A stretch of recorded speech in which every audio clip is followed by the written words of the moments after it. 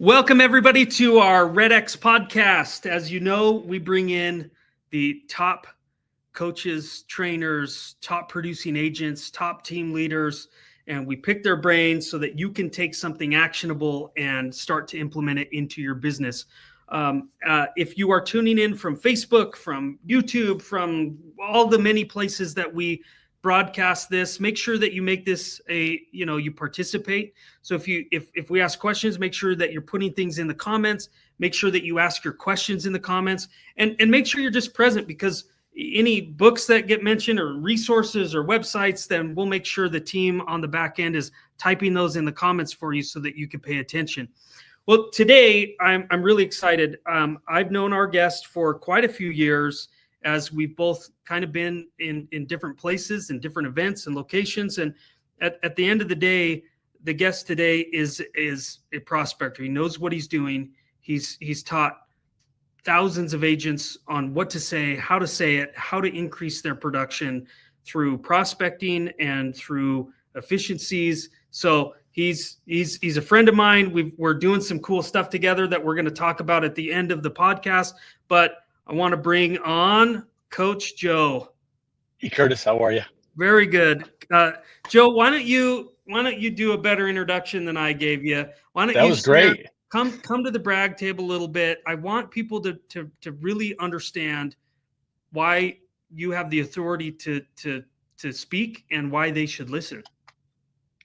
Perfect. So I'll say that was a great intro. I appreciate you having me on.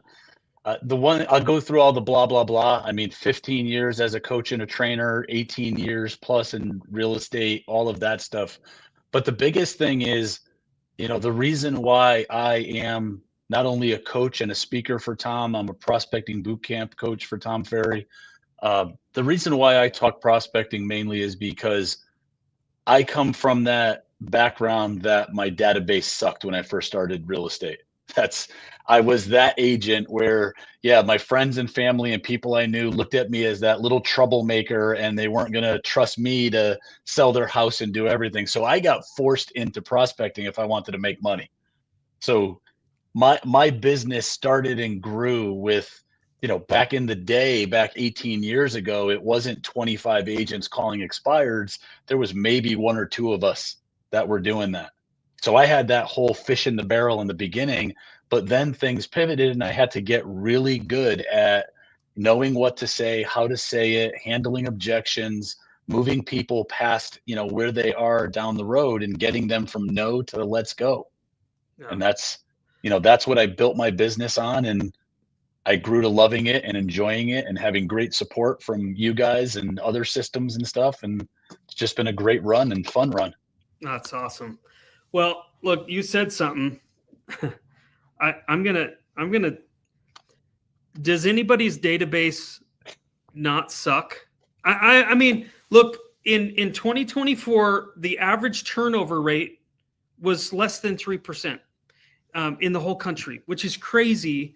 It hasn't been that low since 1995, and as a percentage, and we have 70 million more homeowners in America than back then, right? So my question, and I say that a little facetious. I know that the sphere of influence is everybody's number one source of business, and it should be. You should be, actively working. But we did some surveys that the average agent sets a goal of 24 transactions in a year, and the average agent actually does less than half of that. And if you just look on the listing side of that, if you're trying to build a listing inventory and you're trying to, have more control over your time and your business, most people are less than 3 listings is on average. So does anybody's database not suck? I mean, you've got, so everybody that I coach and that I talk to always has the end goal that I want my business to run off my database. Okay. But a lot of agents stop short very quickly on building the database. And the fastest way to build the database is talk to more people, prospect. That's where it comes down to. I mean, it's emblazoned into my brain that the quickest way to a paycheck is, through the sources that we prospect to. Expired, for sale by owner, even circle prospecting. I mean, that's gone to new heights, over the last 5-6 years. So, when we look at that, if you want to build your database and have the end goal be, I want to live off my database and literally have that pumping, X amount of transactions, well, then do the hard, like Tom says, do the hard now so it's easier later on. Choose your hard. And I mean, let's be real. Is prospecting really that hard? I mean, is it the hardest thing anybody's ever gone through? You're literally picking up a phone, calling somebody, having a conversation, and then, setting the appointment, going on it, and collecting a big paycheck after you close the transaction. Really not the hardest thing when we look at it. But I genuinely I'm curious, as you've been coaching, because you coached for so many years. Coaching through COVID must have been crazy. But do you find that people are more hesitant to talk to strangers now than pre-COVID? Even not like calling expired listing. Is it worse? Or I honestly think it's the same. I mean, it's always been the same challenges. Yeah. It's the same challenges that we go through. We either don't know what to say or how to say it, or tonality. We're not working our skills. We don't know, what to do. We don't have a process. I mean, let's be realistic. If we get hung up on the technology. I mean, I have coaching clients that have your product and they have trouble, doing it because they haven't tested it enough. They haven't gone through the process of getting comfortable with it. I mean, we all go through that. You get something new, and if you don't really push yourself through that discomfort, you're not going to get really good at it. It's just like prospecting. If you're not going to practice your scripts and get really good at what you say and the questions that you ask and the conversations that you have, how far are you going to go? Yeah. So I don't know. I mean, COVID, I'm just saying from my perspective, thank goodness for Tom, because we had a pivot. COVID was just a pivot, so I think it's just one of the pivots. It wasn't a panic, just like everything we go through is not a panic, it's a pivot. And it was a pivot, but I still see, I'd honestly say that if I had to look at data and numbers, it's the same challenges, it's the same things, it's the limiting beliefs, the story we tell in our head. I'm not calling now because they're going to be eating lunch, breakfast, dinner, they're driving to work, I'm going to be bothering them. All that stuff comes up. Yeah. Well, and it's interesting because, the other thing that hasn't changed, or I would say has come back maybe, is this idea of prospecting. It feels like, a lot of top producers in time of abundance just spent more money on internet leads. And when you have, 30,000 people in your database, sure, 3% turnover rate, that still can be a business. But now people are going, yeah, I'm getting a lot of Mickey Mouse type leads in here, and and it's getting more expensive, and transactions are down. And I'm seeing people who we get a lot of comments on our boot camps and training when customers come on. They're like, I'm coming back. I did this for 10 years and I haven't done it for 4 or 5, but it's time again. So tell me why the top producers are coming back to this idea of working expireds, FSBOs. And I say working, not just prospecting, because people they assume the phone is the only thing. And I still think it's the best way to work any list because of the quantity of people you could talk to. But, a lot of people are incorporating the social media and the postcards and the door knocking. And, but why are they coming back now? Well, and just to touch on that real quick, and not just a plug for your platform, but trilogy is the big word right now that everybody seems to be using. You guys have the trilogy that fits, especially our ecosystem, the best, because it's not just the call, it's also the targeted social media and the targeted postcards. As a prospector, that's mind-blowing. And the fact that there's still agents out there that are probably using your product and not tapping into those 2 other things and just doing the calls literally leaves so much on the table. Yeah. But to answer your question, and I see that in prospecting bootcamp. I have agents that come in that 20, 30 years in the business that they're in prospecting bootcamp with us, and I love it. Okay, because prospecting is not. It's funny because when we started the prospecting bootcamp years ago, we were talking about it, and they asked, "Who is this geared for?" And I had to chuckle for a second because the answer that I had was everybody. I mean, I don't understand the question. It's only agents who want to get more listings and increase their production. Yeah, if you just want to scale your business, like, if that's in your business plan, then maybe this is for you. So, you look at it and it's usually, agents are coming back to it because number one, let's remember, new expireds, 3-4 years ago, 5 years ago were non-existent. In most areas, the new expireds, you were going back to the past expireds, but the new expireds, they were trickling in. There was hardly any of them. There was a boom, inventory shortage, 27 offers, all this other stuff going on. So there wasn't many expired. So I think what happened, and this is just my opinion, is that a lot of people got away from it because the mindset that they have is prospecting is only this. Right. And expireds is the number one thing. I mean, honestly, it's my favorite. To prospect, it's the thing that, everybody falls back to. It's great because they're the hottest of the leads that are out there. But when those disappeared, everybody kind of foo-fooed everything else. It was like, oh, well, for sale by owners, I'll just bring them a buyer. I'm not going to call them. They could sell it on their own. Circle prospecting. I mean, you still probably have half of the agents, if not more, around the country that don't know what that is, and the geo leads and stuff. So, and then most of them don't think past that absentee owner, all the other stuff. Yeah. They don't think of those pillars. So a lot of agents, I feel, got away from it, and now they're coming back because they're starting to understand more and more as, coaches are talking about it and everybody's talking about it, and expireds are popping up, in areas in certain numbers. So now it's back on the list. Yeah. Yeah. Well, look, I think if I go back a couple of topics here, a couple things, is the hesitancy to call. So it's coming back, and people are like, there's people listening right now that are already turning this off or tuning out, right? They're already like, I'm not going to do that. But usually that stems from what you said, like the same excuses, the same like reasons why we are hesitant, why we don't do that still exist. I wrote down, it really comes down to confidence. And you said comfortable, and I wrote, is comfortable mean confident? It's uncomfortable when there's uncertainty or I lack confidence. So if people are still here, congratulations, right? You're either already a REDX customer, or you're like, or you're going, I need listings, so I'm willing to keep listening here for a second.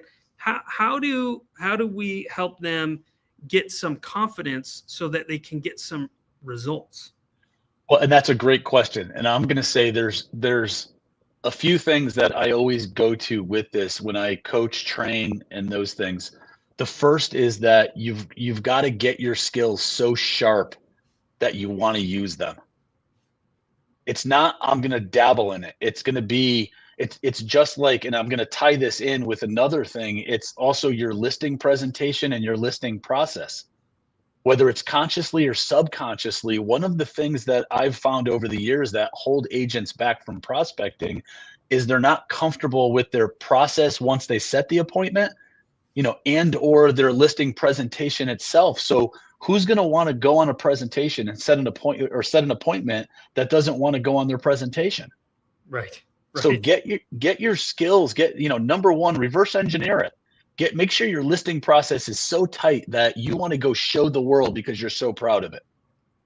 Make sure your process, once you set the appointment, don't just, okay, what do I do next? Strengthen that, pre-qualify them, send a pre-listing package, follow up with the call, and then go present. Get that process down and then work on your skills. It's not hard to work on your skills. Yeah. I can tell you, and I'm going to probably, half of the people watching this are going to be like, this dude's crazy.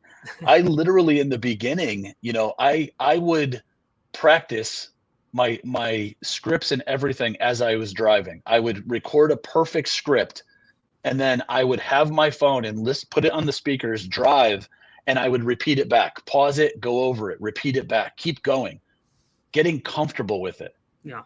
Those that fear the scripts, I don't know if you and I ever spoke about this, but I've got this view of the scripts that I present to everybody, and because a lot of people are afraid of the scripts, Every script is the same.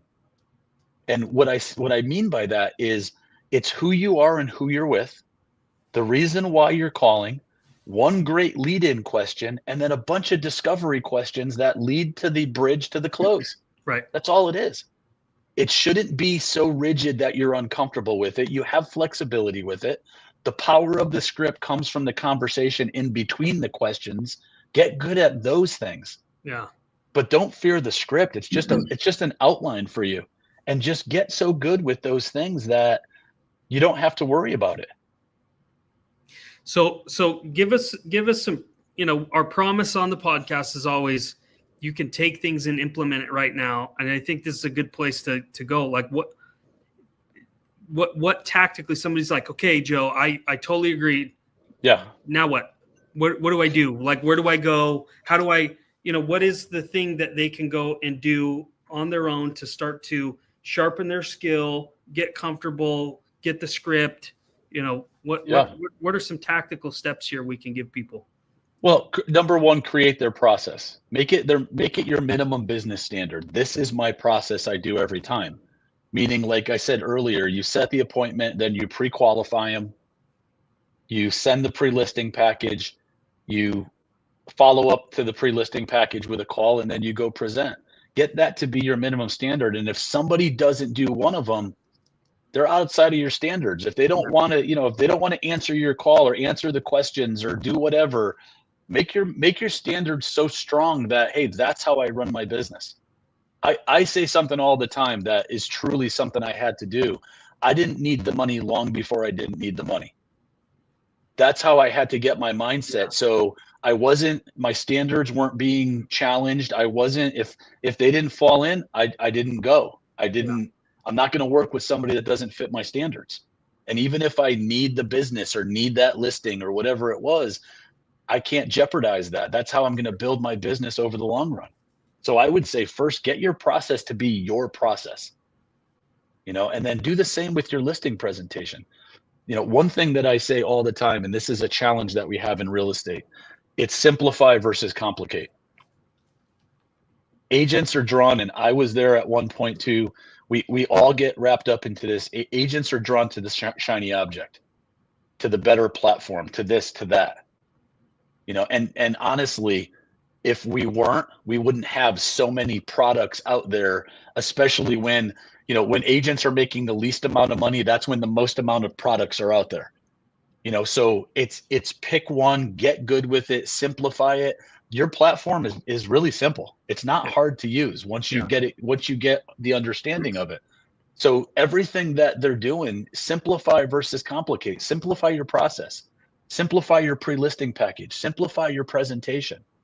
Make everything simple like that so you could focus on getting your skills going and literally make the calls. So let's talk about the calls for a second. Yeah. This is where, I feel like you really start to shine. And what do you gave an outline earlier of the script, but let's give them exactly what to say. I'm calling, let's use expired since that's what we've been talking about. Yeah. I'm calling expired. They answer, what am I doing? What am I saying?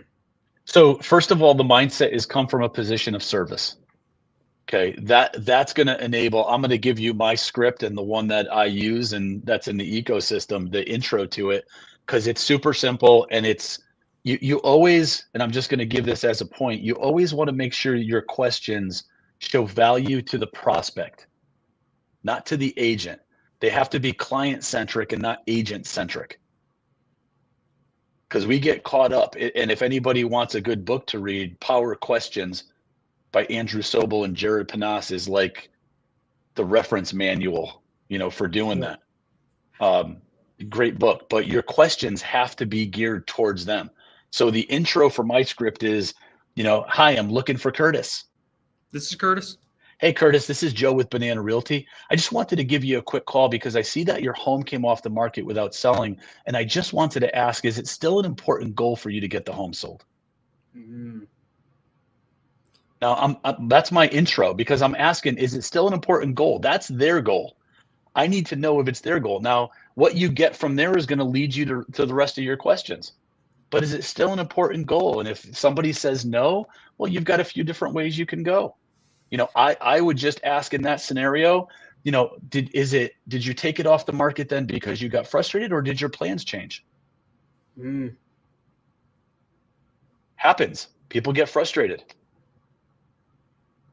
And just look to make sure that your script is built to continuously ask questions that show value to them.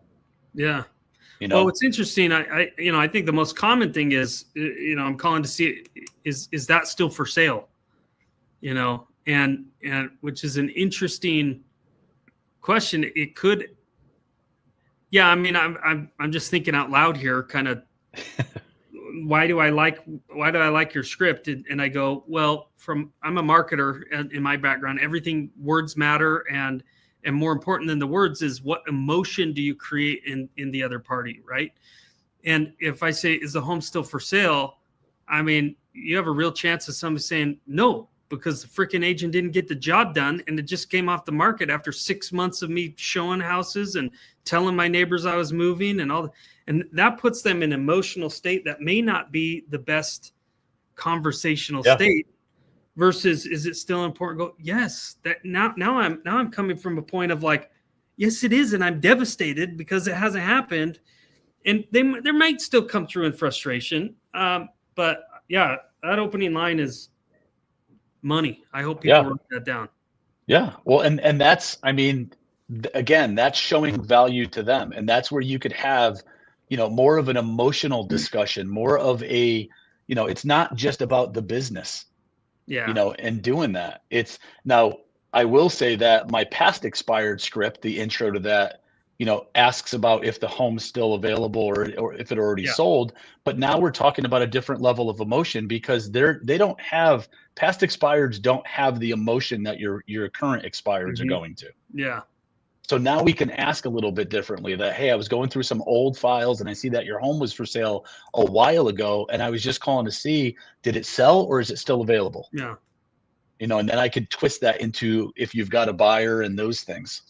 What is your goal on this on the script? I mean, what information are you trying to gather? And I love that question. Where are you taking it? So obviously the end goal, the final goal, the big goal is to set an appointment. Okay. I'm going to say that there's too many coaches out there in training systems that's all they focus on.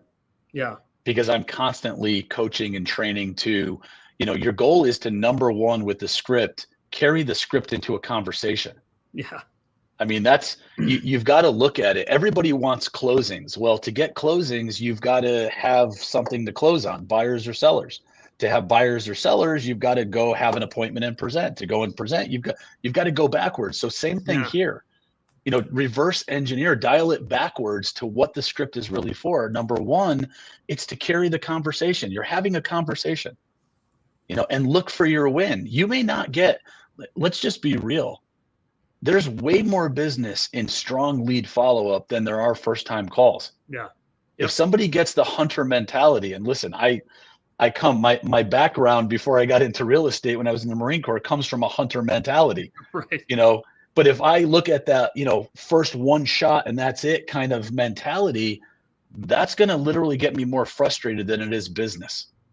Because, and this goes back to your question, number one, I'm just looking to carry the conversation. Number two, I'm looking to make sure I can get some type of lead follow-up with them. It's try to send them something, get them information, do something. If it's not going to be an appointment, it's not the end of the world for me. I'm going to dial it back and say, hey, no worries. I can certainly understand that. Yeah, I'm going to use questions to try to get past that, close them, but I'm not going to be so overbearing that it's going to push them away. What we keep talking about, Joe, over here is that is people's database where we kind of started the conversation. If you got 300 to 500 people in your database, which is pretty common for most agents, and you have a really low turnover rate, the easiest way to get more deals is get more people who are likely to sell in your CRM, in your database. And so So I love what you're saying, because get lead follow-up is a metric that I wish every person using our system or prospect or did anything was one of the success metrics, or go, how many people did I add to my CRM? Because CRM is where you follow up with people who know you now, right? Yeah. And so it's like, how many appointments did you set? One, but how many people did you add to your CRM? Because I know that 45% of expired listings are going to list within 6 weeks with the new agent, right? So it's like Well, and honestly, Curtis, you've got to look for the wins in your prospecting. Yeah. I've done, I don't even know numbers. I've done many prospecting sessions, and there's going to be some sessions where, heck, you may not even have somebody pick up in those couple hours or whatever you're doing. Okay. And I tell everybody this because it's the truth. When I prospect, and it's always been this way, I've got music going. I've got the speakers or the lights that, go to the music and everything. When people walk by our office, I think they think it's a nightclub or something, but that's because, let's just be real. Prospecting can be boring. Prospecting could be monotonous. Yep. And if you don't change it up. So with that said, you've got to celebrate the wins. You've got to look for those wins. And a lead, somebody saying, yeah, you could send me something and follow up with me at the end of the week. Great. That's a freaking win. I mean, don't look at it as, I didn't set any appointments today. How many leads did I get? How many people did I talk to and have a great conversation with? Love it. That's what you look for, because if not, you're going to get so frustrated and end up like a lot of agents that, they're coming back. I prospected 10 years ago, and some of them may have that frustration where, they got away from it because they weren't celebrating the wins. They weren't looking at that stuff. And that's always a challenge. Yeah. Yeah. So interesting. So, it's not, we've got direct and indirect. Everything we're talking about is direct. Your other two in the trilogy, I just laugh because that's the word of the, I like that, the last few months. Your other two, the social and the targeted postcards, and we all do the postcards and geo farms and everything else. That's all indirect prospecting. And when you look at logically why we're doing that so we can have a direct conversation. So if we know that the end result of the path of least resistance that we're going to do, the postcards and everything else, is still a conversation with a stranger at the end. Right. Why are we so afraid, and why are we so hung up on not just going the direct route first, or at least putting some element of that into our business on a daily basis? It's crazy. So Kent Brown, who a mutual friend of ours, I don't know if you've been watching his stuff, but he's right now doing a challenge where he's doing 1,000 dials a day for 100 days. Nice. And it is crazy the amount of hate he's getting online. Not from homeowners. Yeah. From agents. Yeah. This is crazy. I get it all the time. This is stupid. I can't even believe this. Well, when he was 9 days in, guess how many listings he'd already gotten? 3 Nice. Signed contracts in 9 days. And I don't know. I text him, to see where he's at, but so many more in the pipeline of like X amount of listing presentations that are scheduled that I'm going on in 9 days. I go, well, the average price of those contracts is like, I don't know, $850,000, $900,000 homes. And I go, that's a lot of hate for 9 days. Yeah. Like if somebody was like, I need to go make money right now, to go have as many conversations you can in a short amount of time to go get 3 almost $1 million listings. That's not a bad way to get business. Well, and it's the whole mentality. I get contacted as a trainer, speaker, prospecting bootcamp. I get DMs and stuff from other trainers and things that are doing that whole thing where, earn this much without cold calling, and you don't have to make another call again. And the funny thing to me is, if prospecting were like going away, or it was dying out, like they say, or nobody's doing it anymore, why are so many agents doing it? Why are all the top producing teams? Why is it still a thing in every single coaching ecosystem that's out there? It's it's still some type of thing in some way. I mean, it's not really going away when you think about it, because it's still something that's valuable that we have to do. Now, I'll say add in geo farming with postcards and those things and social media and video. Yeah, only add that stuff in too, as well as if you're doing that stuff, add in the prospecting if you don't want that real estate roller coaster with your money anymore. Yeah. Because I was a hardcore prospector. I still feel as if I am, but I also do postcards and social and video now. But when I was supports it. Right? Yeah, when I was doing just prospecting, if I went on a vacation for 7, 10, 14 days, you want to talk about business bloop, because there was nothing else going on. If I got sick, if something happened, if I didn't, prospect for long enough, or I took a break, same thing when you're doing, the other stuff. It's got to be a healthy balance, and you have to, Tom Ferry says all the time, no matter what you do, you still have to make your calls. And that's the biggest thing in our ecosystem. No matter, we talk about everything, but no matter what you're going to do, you still got to make your calls to whoever those calls are going to be to. You still have to have communication with people, because that's where you convert. Yeah. No matter what. Yeah. Well, look, Joe, we could probably spend another hour or 3 days or day. Yeah, I was going to say going. I want to talk about your upcoming event. I think that's an important thing for people to understand. And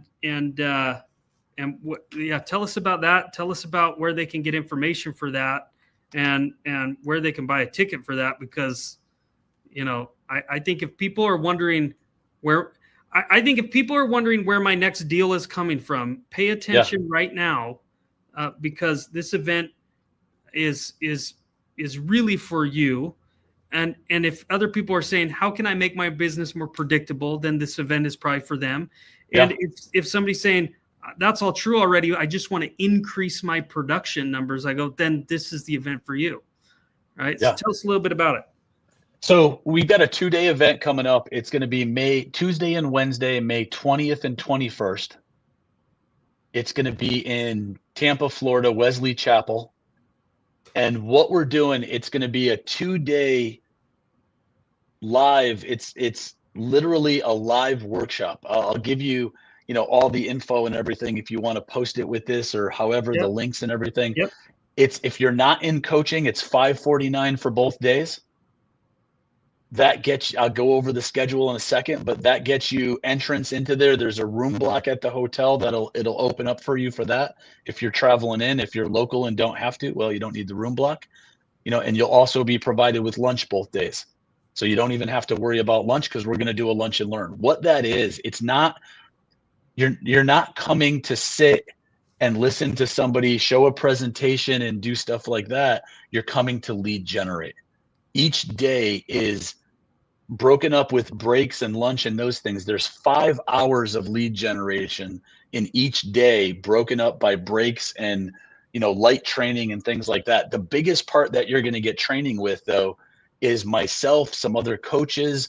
There's going to be others that are helping them, in the moment. We'll be able to listen into the calls. We'll be able to whisper in your ear and say, hey, ask them this, because you'll be able to hear it and they won't. We'll be tracking numbers. You set an appointment, you're going to run and ring the bell and write down the $sign next to your name. It's going to be high energy, and it's going to be a lot of appointments set. It's going to be fun. If anybody's watching and you can't imagine prospecting and fun in the same sentence, then you've got to go. Yeah. Because it's going to be a blast. It's 2 full days of just generating leads. You're going to set appointments on that Tuesday and Wednesday to go back and then go on those appointments. We're going to be going over even the process, like do this next. We're going to be going over how to schedule that. I've done these in the past, and on average, it's 6 appointments per person in the 2 days, a minimum. That's the average. Listing appointments. You can set buyer appointments, but listing appointments. And, I've had agents in these events that have set, I think the highest one was 27 appointments in 2 days. Yeah, She was somebody that came in and set appointments before, but never that many in that block of time, and literally blew the roof off of it. well, it's dedicated, right? I mean, I just read from NAR did in a study, agents on average spend less than between 10 and 15 hours a week on doing anything proactive to grow their business. And I go, and most of that time is spent on their 300, sphere of influence people, or, they're even including open houses and all of these things in there. And I go, 10 hours of dedicated lead generation will open your mind to what is really possible in this industry. Because you go back with 6 listing appointments, and well, let's say you're terrible, and you go back with 6 listing appointments and you only convert one of those to a contract. I mean, was that worth $550 and several coaches teaching you for 2 days while you're doing it? Right. Well, it's an amazing format. And the biggest thing too is that I love how you just put that, but also think of the momentum that you're going to create. There's not many, if you look at a 5-hour prospecting day, that goes back to my hardcore days with, a minimum of 50 to 100 contacts a day and literally banging out the phones where you're doing that constantly. Yep. There's not many agents that are still doing that.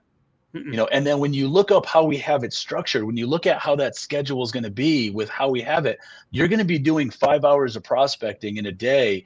That's not even going to feel like you did 5 hours of prospecting.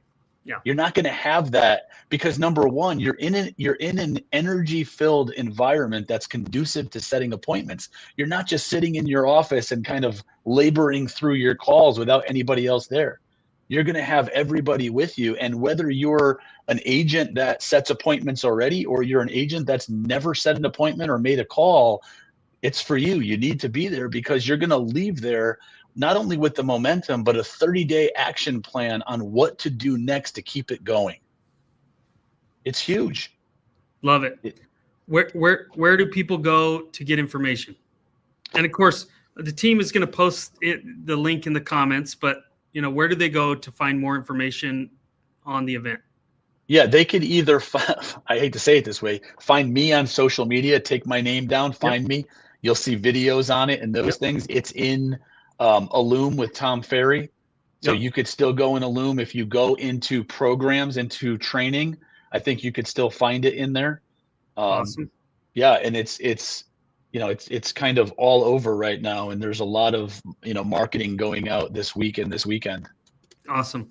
Well, we'll definitely put the link. If you're interested, make sure that you go there and you check it out. I think it's going to be a lot of fun, and hopefully the first of many events like this that help people get back on track, to doing the work to get the listings so that they can get, achieve the goals that they want. Yeah, 100%. I mean, that's why I coach and I train. It's to get people past anything that's limiting them, that's slowing them down. So, and getting past the prospecting hurdles is monumental. It's, a lot of agents look at it as something small. And from a coaching standpoint, some of those things are huge wins. Yeah. Like agents making their first call, setting their first appointment. That's huge. Yeah. And that's the fun stuff. Yeah. And it happens all condensed. So, Joe, any last words of advice for people tuning in and listening? Yes. That's kind of put me on the spot with that one. Yeah. I'd say look at your versatility. Okay. Versatility is one of the keys in prospecting, and whether it's because versatility is what everybody, I think most people know the drunk monkey. Okay. The drunk monkey is your ego. That's the thing that's holding you back. Your drunk monkey wants you to be comfortable, not successful.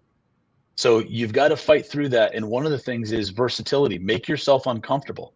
Become versatile that, you're making yourself uncomfortable. And if it's uncomfortable to make the call, make your first call and just get it out. I'm just going to make this one call. Whatever happens from there, I'm just going to get it out of the way. And then look at versatility to your own personality style and the personality style of the person you're speaking with, because that'll give you a guide in how you need to ask your questions. Perfect. Joe, thank you so much. Everybody go find Coach Joe on social media. Look for the events. Look for the links in the comments. The team will put those things there. We mentioned one book, so we'll make sure that we find that book and post it there as well. Joe, I can't thank you enough. Thank you for having me. Yeah, so everybody tune in every Thursday at 1 p.m. Mountain Time. We're here. We're happy to answer any question. If we didn't get to your questions today, hopefully the team got to it. Otherwise, we'll be reaching out and trying to answer all those questions. Thanks, everybody, for your time. Thanks for being here, Joe. We'll see you next time. Thank you.